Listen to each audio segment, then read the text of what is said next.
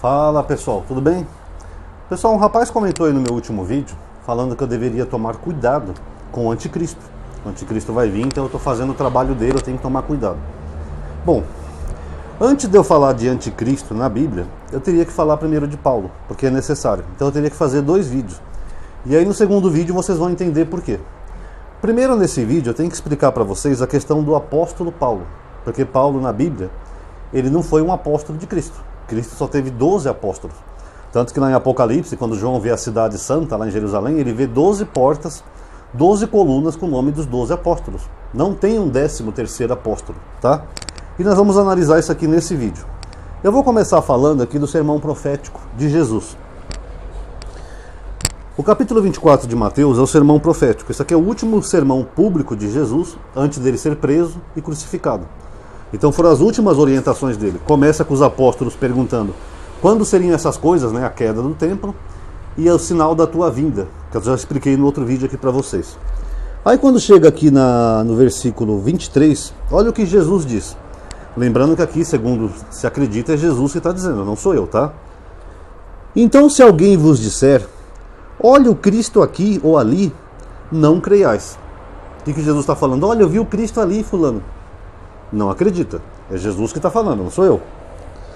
Pois hão de surgir falsos cristos e falsos profetas, que apresentarão grandes sinais e prodígios de modo a enganar, se possível, até mesmo os eleitos.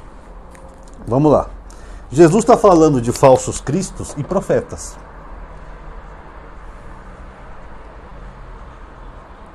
Os falsos cristos que Jesus está falando, pessoal, o termo grego anticristo, ele significa alguém que se opõe a Cristo ou alguém que quer se passar por Cristo.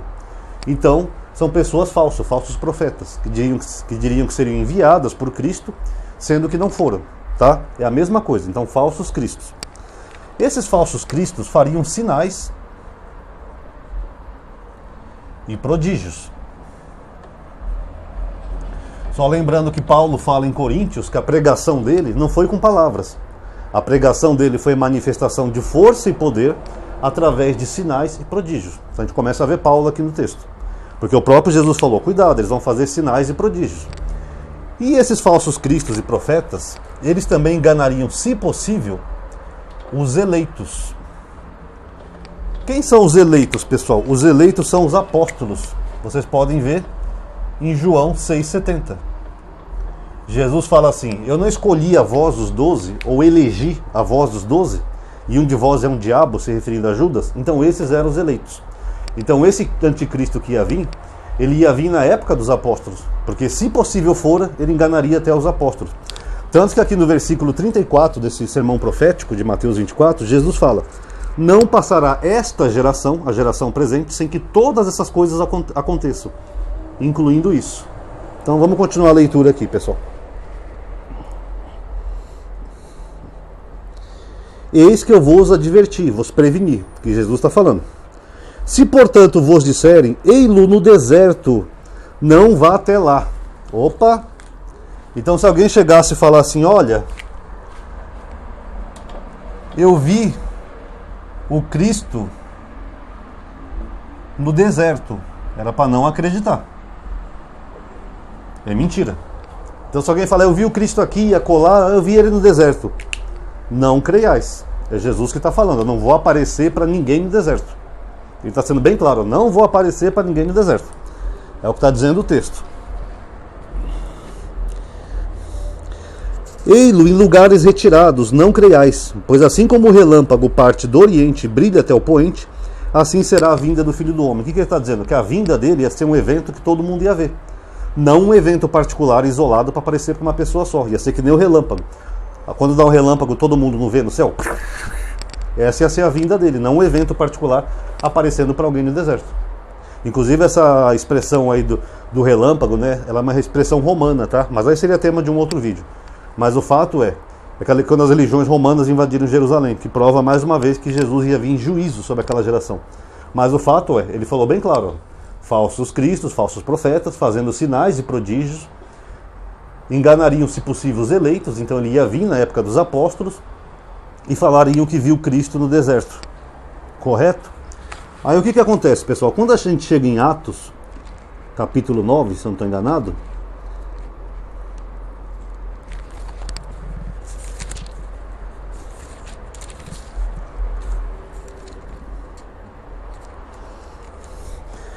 Capítulo 9, a partir do versículo 3, olha o que diz. Estando ele em viagem e aproximando-se de Damasco, então Paulo estava em viagem, ele estava perseguindo a igreja, ele estava se aproximando de Damasco. Vamos tentar fazer um pequeno mapinha aqui só para vocês entenderem. Ó. Aqui é Israel, ó. Aqui tem o mar, tal, não sei o que. Mais ou menos aqui é Jerusalém. Tá? Mas aqui é Israel. E Damasco é mais ao norte, que é a capital da Síria. Aqui, ó, Damasco. Só que essa região entre Israel e Damasco, pessoal, isso daqui é um grande deserto. Tá? Aqui é um deserto. Então Paulo estava se aproximando de Damasco. Ele estava onde, pessoal? No deserto. E aí o que acontece? Vamos continuar a leitura aqui. Subitamente uma luz vinda do céu o envolveu de claridade. Caindo por terra, ouviu uma voz que lhe dizia: Saul, Saul, por que me persegue? Ele perguntou: quem é, Senhor? E a resposta: eu sou Jesus a quem tu persegues. Espera aí. Jesus fala aqui, ó, se alguém disser que me viu no deserto, não creiais. Não creia, é mentira. Ó, não creiais. Aí chega o autor de Atos. Alguns acreditam que é Lucas, né? Mas não vou entrar nessa questão agora. E fala que Jesus apareceu para Paulo no deserto. Então Jesus mentiu aqui? Jesus falou: eu vos vou prevenir. Eu estou advertindo vocês. Se alguém falar que o Cristo está aqui a colar, não acredita. Se alguém falar que me viu no deserto, não creia. Eu não vou aparecer para ninguém no deserto. Só vou aparecer como um relâmpago, para todo mundo ver. Aí chega Paulo: Jesus apareceu para mim no deserto. Fora as inconsistências do texto, né, pessoal? Que ele fala aqui o seguinte, ó.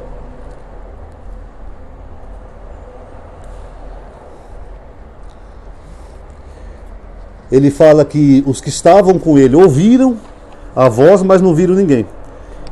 E no outro capítulo ele fala que eles viram, mas não ouviram nada. Então você vê que estão 3 relatos diferentes de Paulo. Agora, será que esses... De Paulo não, do autor de Atos. Agora, será que esses relatos têm a ver, pessoal? Aqui, segundo a continuação do relato, quando Paulo chega em Damasco, ele é ajudado por um homem chamado Ananias.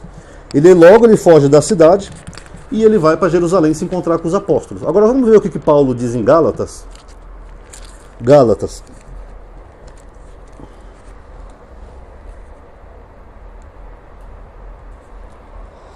Aqui, ó, vamos ler a partir do versículo 11.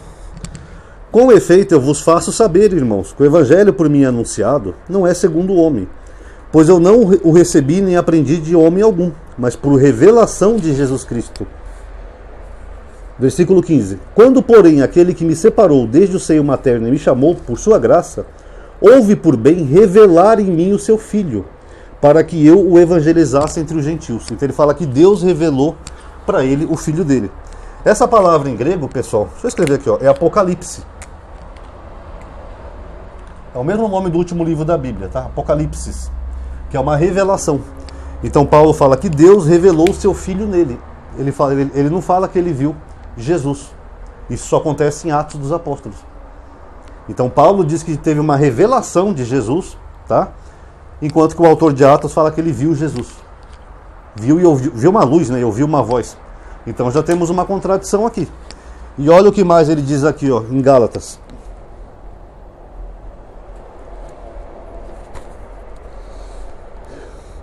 Não consultei nem carne nem sangue, nem subi a Jerusalém, os que eram apóstolos antes de mim, mas fui para a Arábia, e voltei novamente para Damasco. Em seguida, após 3 anos, subi a Jerusalém, para me avistar-me com Quefas, que é Pedro, e fiquei com ele 15 dias. Não vi nenhum apóstolo, mas somente Tiago, o irmão do Senhor.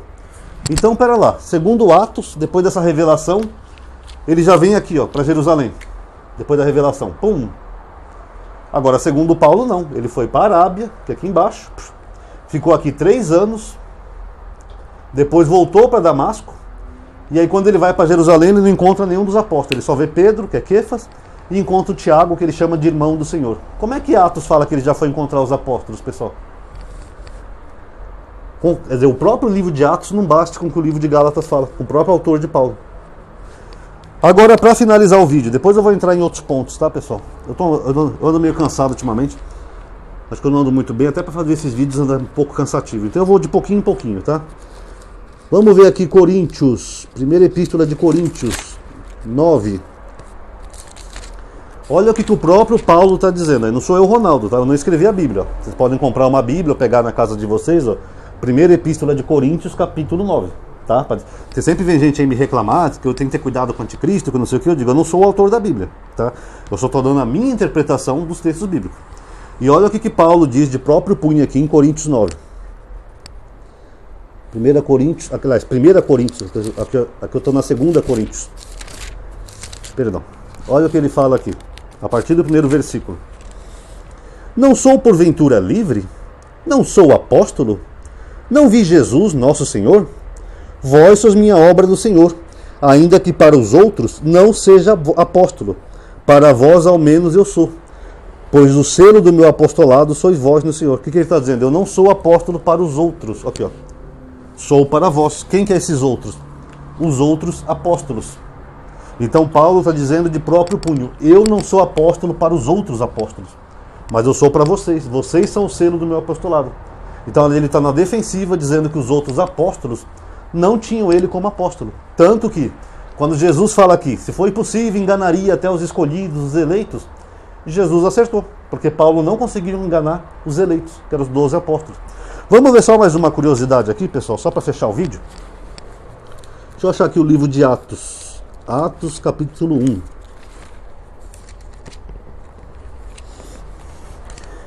Ó, versículo 15. Capítulo 1, tá? Naquele dia, Pedro levantou-se no meio dos irmãos.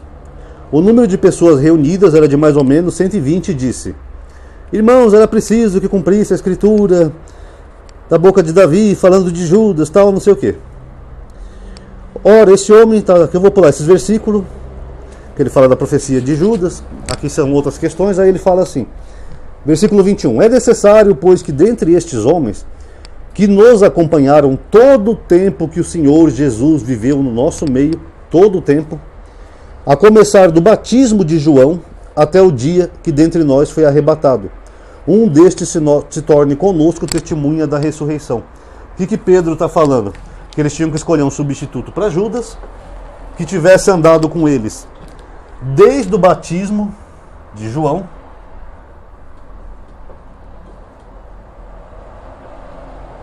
até a sua assunção, a sua ascensão ao céu, né?